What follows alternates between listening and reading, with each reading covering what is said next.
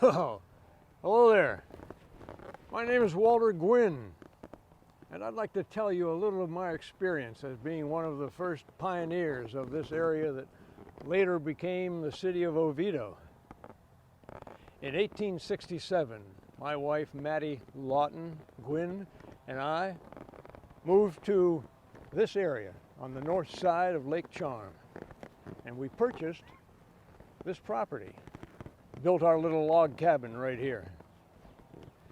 In those days, of course, this was not the City of Oviedo. In fact, the only settlements nearby were at the south shore of Lake Jessup, called the Lake Jessup community. George Powell had a homestead about a mile west of here, and that was called the Powell Settlement as he began to sell off his lots. And we had this area here around Lake Charm. Mattie and I were one of the first settlers here on Lake Charm. Mattie Lawton, by the way, may ring a bell to some of you fans of Oviedo history. Mattie's mother was Narcissa Melissa Lawton, and it is said that Narcissa Lawton, who moved to this area shortly after we did, may have more descendants in the Oviedo area than any other of the pioneers.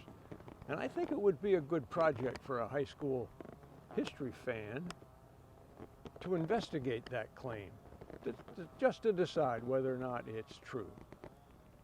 Well, as a profession, I was a surveyor. And I came to this area, in fact, before the Civil War started. I came here in 1859, surveying some of the plots on the south side of Lake Jessup. I actually bought some land over there at that time. After the war was underway, I signed up as a captain in the Confederate Army, and I served the entire war in Tallahassee as the comptroller of the state of Florida. I stayed in that position until the end of 1865.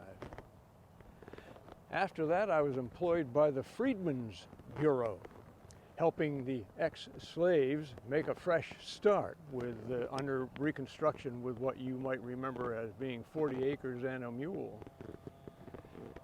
Well, Mattie and I, throughout our lives, were strict Baptists. And we joined the early efforts at starting a church here in Oviedo as soon as we arrived. There were so few Baptists and Methodists in the area that we were meeting under a brush arbor in joint session for the first several years. And that was located on George Powell's property over at the Powell Settlement. He, in fact, was one of the early preachers. Well, I remember one service in 1872, after we had been underway in the brush arbor and had begun to get more and more people in the congregation each Sunday, I stood up in 1872 and suggested it was time for the Baptists and the Methodists to split and each to build their own house of worship.